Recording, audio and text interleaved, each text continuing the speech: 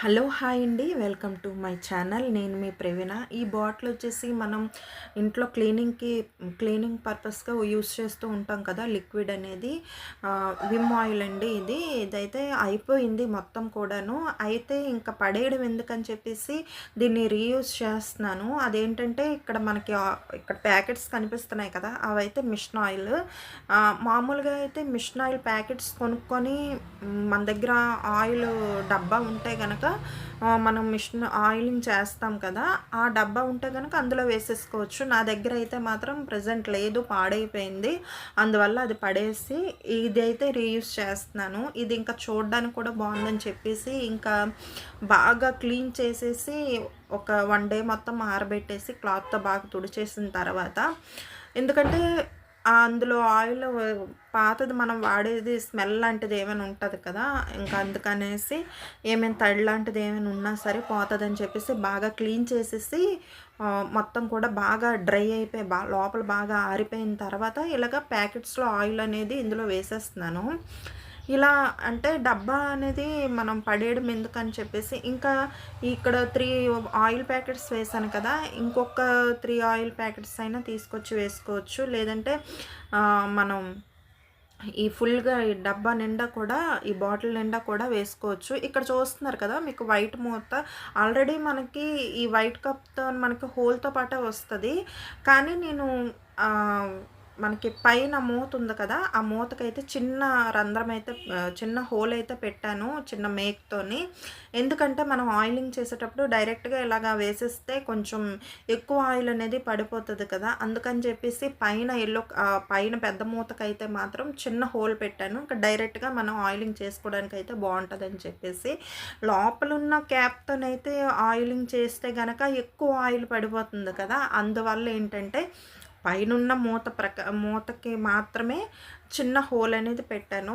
ఇక్కడ చూపిస్తున్నట్టు ఇలాగ కొంచెం కొంచెంగా ఇలాగ ఆయిల్ అనేది వేసుకొని, ఇంకొకటి ఏంటంటే మనకి మిషన్ అనేది వీక్లీ 1 టైం అయినా క్లీన్ చేసుకోవాలి, లేదంటే 10 డేస్కి ఒకసారైనా క్లీన్ చేసుకోవాలి. క్లీన్ చేసుకున్న ప్రతిసారి కూడా మనం ఆయిలింగ్ చేసుకోవాలి. ఒకవేళ క్లీన్ చేసుకోకపోయినా సరే వీక్లీ 1 టైం అనేది మనం ఆయిలింగ్ అయితే కంపల్సరీగా చేసుకోవాలి. అలా మెయింటెనెన్స్ చేసుకుంటే కనుక మనకి మిషన్ అనేది కొన్ని సంవత్సరాల వరకు కూడా చక్కగా వచ్చేస్తుంది, ఏ రిపేర్ లేకుండా. ఒకవేళ రిపేర్ వచ్చినా సరే చిన్న రిపేర్లు వస్తే మనమే చేసేసుకోవచ్చు. ఇప్పుడు ఆన్లైన్లో మనకు అన్నీ కూడా అవైలబుల్గా ఉన్నాయి కదా, ఎలా చేసుకుంటే మిషన్ అనే కాదు, ఏదైనా సరే రిపేర్ వస్తే మనం చిన్న రిపేర్లు వస్తే మనం ఆన్లైన్లో చూసి కూడా మనం చేసేసుకోవచ్చు. కొంచెం పెద్ద రిపోర్ట్ అంటే పెద్దగా ఏమైనా కంప్లైంట్ ఉందనుకోండి, అది మనం మిషన్స్ బాగు చేసే వాళ్ళు ఉంటారు కదా, వాళ్ళకి చూపించుకోవచ్చు. కానీ అంతవరకు వెళ్ళకుండా మనం ఎప్పటికప్పుడు చిన్న రిపేర్లతోనే మనం ఇంట్లోనే ఇలాగా ఆయిలింగ్ చేసుకుంటే కనుక పెద్దగా మిషన్ అనేది రిపేర్ రాదు. అలాగే ఇక్కడ నేనేంటంటే థ్రెడ్ వర్క్ అనేది నాకు చాలా బాగా వచ్చు. థ్రెడ్ వర్క్ ఇంతకుముందు చేసేదాన్ని. చాలామంది కస్టమర్స్ కూడా క్లిప్స్ కానీ, నెక్ సెట్స్ కానీ, బ్యాంగిల్స్ కానీ ఇలా మ్యాచింగ్ ఎన్నైనా సరే నేను చేసి ఇచ్చేదాన్ని. అయితే కొన్ని సంవత్సరాలుగా చేయట్లేదు.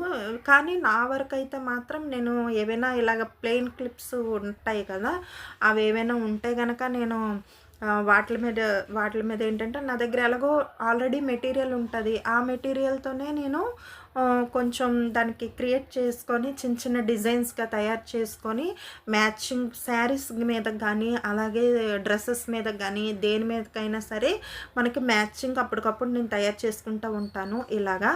అలాగే మీరు కూడా ఏంటంటే థ్రెడ్ వర్క్ రాని వాళ్ళైనా సరే పెద్ద అదేమీ కష్టమేం కాదు. ఒకవేళ నేర్చుకోవాలనుకుంటే కనుక ఆన్లైన్లో చాలా ఉన్నాయి కదా, అంటే థ్రెడ్ వర్క్ ఎలా చాలా సింపుల్గా, అంటే టైలరింగ్ కన్నా చాలా సింపుల్ అని నేను చెప్తాను. ఎందుకంటే చాలా సింపుల్, తక్కువ కాస్ట్తో చాలా ఐటమ్స్ అనేవి మనం ఇంట్లోనే తయారు చేసుకోవచ్చు. చాలా బెనిఫిట్ కూడా ఉంటుంది.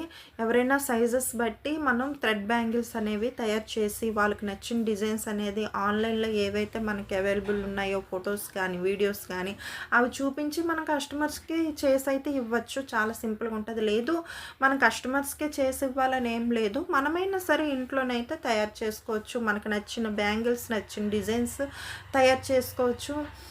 ఒక థ్రెడ్ బాక్స్ అలాగే కొన్ని కొన్ని అంటే చిప్స్ ఇలా అవుట్‌లైన్స్ కానీ, లేకపోతే ఈ స్టోన్ చైన్ గానీ, గోల్డ్ చైన్ గానీ చైన్స్ ఉంటాయి. అలాగే చిప్స్ ఉంటాయి.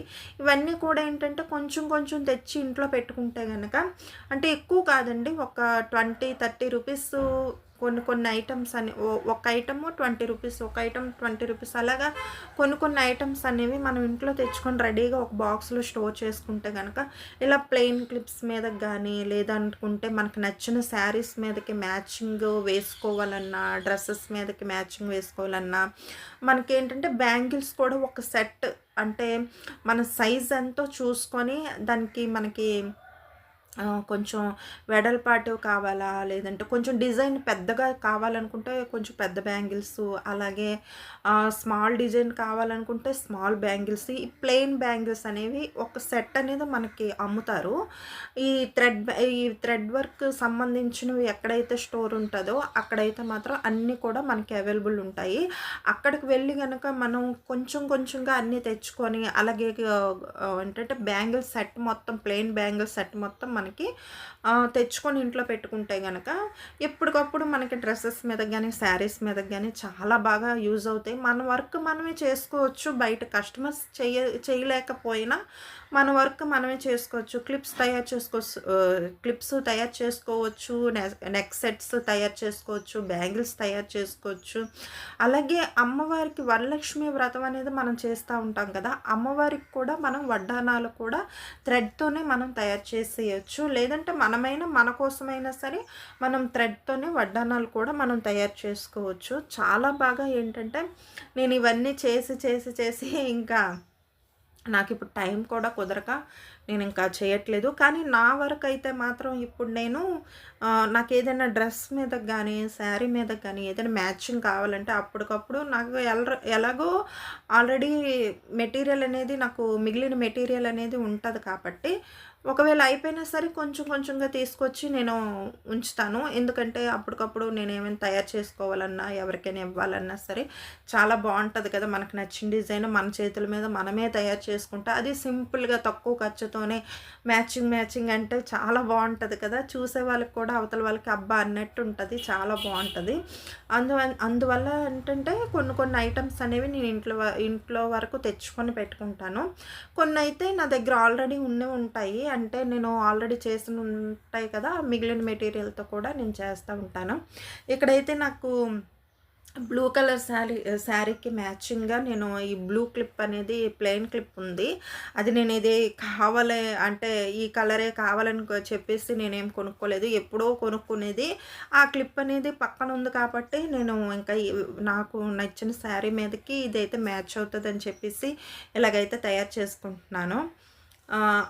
ఇక్కడైతే వైట్ స్టోన్ చైన్ ఉంటది కదా! అది 4 సైడ్స్ కూడాను ఇలా వేసేసి సెంటర్‌లో ఇది బ్లూ క్లిప్ కాబట్టి బ్లూ కలర్ చిప్స్ అనేవి పెడుతున్నాను. ఈ విధంగా మనం మనం ఏంటంటే చాలా వరకు మామూలుగా మనం చిన్న చిన్న బ్యాండేజ్ ఉంటాయి కదా! ఆ బ్యాండేజ్ కూడా మామూలుగా మనం దానికి కూడా స్టోన్స్‌తోని కవర్ చేసుకొని హ్మ్. మనం క్లిప్స్ అనేవి తయారు చేసుకోవచ్చు. అలాగే ఇయర్ రింగ్స్ కూడాను ఫెవిస్టిక్ ఉంటది కదా! అదొకటి కొనుక్కొని తెచ్చుకుంటే గనక అదొకటి రెడీగా పెట్టుకుంటే మనకేదైనా సరే ఇలా గమ్ వేసి మనం జస్ట్ శ్రమ కూడా ఏముండదండి. జస్ట్ మామూలుగా మనకి ఏదైనా డిజైన్ కావాలంటే గనక ఆన్‌లైన్‌లో ఉంటాయి ఎలాగో. లేదు అనుకుంటే మనకేదైనా మనకు మనసుకి ఏదనిపిస్తే అదైతే మనం అప్పటికప్పుడు తయారు చేసుకోవచ్చు. ఇలా అయితే నేను తయారు చేస్తున్నాను. అలాగే మీలో ఎవరికైనా 1 గ్రామ్ జ్యువెలరీ కావాలా? 1 గ్రామ్ జ్యువెలరీ కావాలి అనుకుంటే గనక పర్చేస్ చేసుకోవాలనుకుంటే గనక ఆల్రెడీ మనం వీడియోస్‌లో, షార్ట్స్‌లో గానీ, లాంగ్ వీడియోస్‌లో గానీ మన ఛానల్‌లో ఆల్రెడీ నేను పెట్టున్నాను.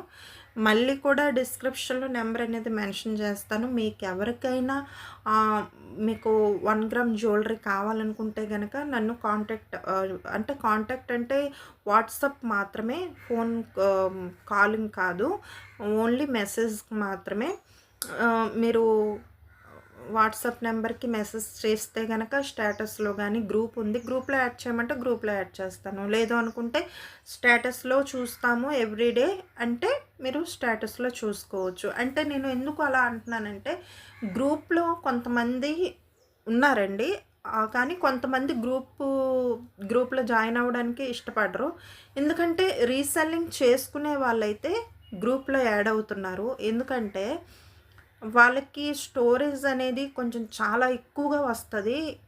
ఇప్పుడు రోజుకి 2000, 3000 వరకు కూడా మనకి మనకి ఫోటోస్ అనేవి వస్తా ఉంటాయి. వీడియోస్ కూడా వస్తా ఉంటాయి. సో, రీసెల్లింగ్ చేసుకున్న వాళ్ళకి మాత్రమే బెనిఫిట్ ఉంటది అందులో. అందువల్ల ఏంటంటే, మీకు ఒకవేళ గ్రూప్‌లో జాయిన్ అయ్యి రీసెల్లింగ్ చేసుకునే ఇంట్రెస్ట్ ఉంటే గనక మీకు బెనిఫిటే. ఎందుకంటే, మీరు రీసెల్లింగ్ చేసుకుంటారు కాబట్టి మీకు వెరైటీ అప్పటికప్పుడు వచ్చిన ఐటెమ్స్ అనేవి మీ దగ్గర మీ రీసెల్లర్స్ మీ కస్టమర్‌కి మీరు చూపించుకోవడం అయితే అవుతది.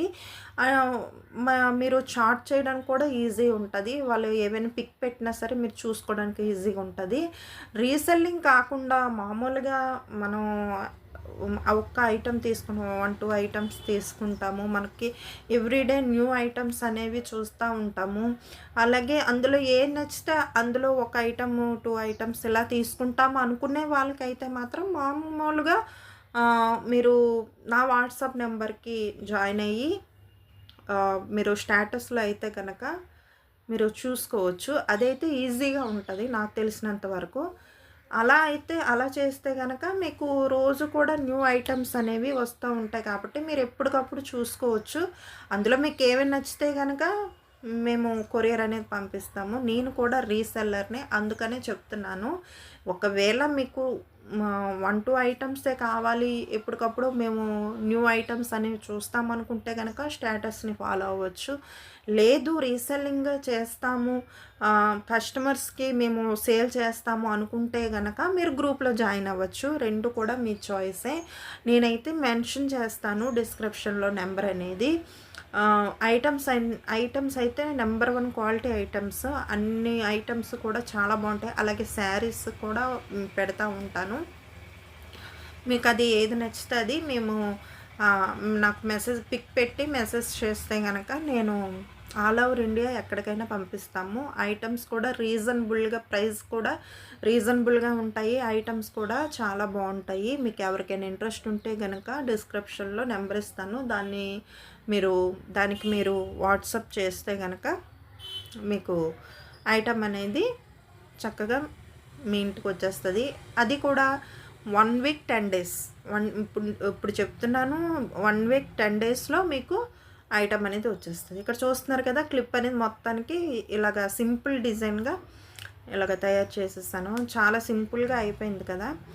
అంతేనండి. ఇప్పుడు మన దగ్గర ఏమైనా చిన్న మెటీరియల్స్ ఉంటే గనక చాలా చక్కగా మనమే తయారు చేసుకోవచ్చు. ఇయర్ రింగ్స్ కానీ, నెక్ సెట్స్ కానీ, అలాగే క్లిప్స్ కానీ. ఇంకిక్కడొచ్చేసి నెయ్యి వేసాను. ఫస్ట్ 2 స్పూన్స్ నెయ్యి వేసేసి ఇడ్లీ రుబ్బు ఉంటుంది కదా, మనకి మరుసటి రోజుకి కొంచెం పుల్లగా ఉంటుంది. మనకు ముందు రోజు కన్నా మరుసటి రోజు ఇడ్లీ రుబ్బు అనేది చాలా బాగుంటుంది కదా, దోశల రుబ్బు అయినా ఇడ్లీ రుబ్బు అయినా సరే. అయితే మరుసటి రోజు ఇడ్లీ రుబ్బు అనేది ఇడ్లీలు పెట్టుకునే కన్నా ఇలాగా కళాయి రొట్టి, దెబ్బ రొట్టి అంటారు కదా, దెబ్బ రొట్టి అని నేను ఎందుకన్నానంటే ఇది మనకి పాతకాలం నుంచి వస్తున్న పేరే. కళాయి రొట్టె అంటే కళాయిలో వేస్తే కళాయి రొట్టె అవుతుంది. దెబ్బ రొట్టె అన్నా సరే కళాయిలో వేసినా అవుతుంది. అంటే కొంచెం మందంగా వేస్తాం కాబట్టి ఆ పేరు వచ్చిందని నేను అనుకుంటున్నాను. అయితే మేము చిన్నప్పుడు అయితే మాత్రం ఇలాగే అనుకునేవారమి. ఇప్పుడు కూడా అందుకని అందరికీ అర్థమవుతుంది అనేసి ఇలాగా చెప్తున్నాను. అయితే ఇక్కడ వచ్చేసి కొంచెం దళసరిగా వేసుకొని ఇడ్లీ రుబ్బు ముందుగా నెయ్యి వేసేసుకొని, నూనె కన్నా నెయ్యి వేసుకుంటే బాగుంటుంది దీనికి. అలాగే కొంచెం దళసరిగా వేసేసుకొని ఉల్లిపాయలు కొంచెం ఎక్కువగా గుండగా తరిగి ఇందులో వేసేసుకొని కొంచెం గరం మసాలా, జీలకర్ర, ధనియాల పౌడర్, అలాగే కారం ఇలా పైన ఇలా చల్లుకొని బాగా సిమ్లో పెట్టే మనం ఇది తయారు చేసుకోవాలి. ఎందుకంటే హై ఫ్లేమ్లో పెడితే మనం కొంచెం దళసరిగా వేసుకున్నాం కదా రుబ్బు, లోపల పచ్చివాసన పోదు. అలాగే మనకేంటంటే బాగా లోపల కుక్ అవ్వదు, మెత్తగా ఉంటుంది, బాగా తయారవ్వదు. ఇక్కడ చూస్తున్నారు కదా కొంచెం సిమ్లో పెట్టి కొద్దిగా మనకి బాగా కాలిన తర్వాత దీని మీద మనకి ఆవకాయ మీద మనకి ఓటనేది అంటే ఆయిల్ అనేది తేలుతా ఉంటది కదా! ఆ ఆయిల్ అనేది మధ్యలో మనం ఇలా మూత తీసి ఇలా వేసేసుకుంటే గనక ఎంత టేస్ట్‌గా ఉంటదంటే కారం కారంగా, క్రిస్పీగా చాలా టేస్ట్‌గా ఉంటది. ఈ ఆయిల్ వేస్తే గనక. ఇంకా ఒక సైడ్ బాగా కాల్చుకున్న తర్వాత రెండో వైపు ఇంకా ఇలాగా ప్లేట్‌లోకి పెట్టుకొని తిప్పుకోవాలి. అలా తిప్పుకుంటే గనక మనకి చాలా నీట్‌గా వస్తది. ఇక్కడ చూస్తున్నారు కదా! మనం వేసిన ఆయిల్ మొత్తం ఆవకాయ మీద ఉన్న ఆయిల్ మొత్తం ఎంత బాగా వచ్చేసిందో.